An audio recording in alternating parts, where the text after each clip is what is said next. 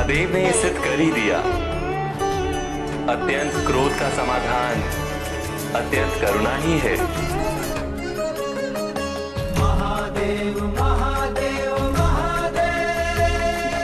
आज से महादेव का ये रूप बटुक अवतार कहा जाएगा।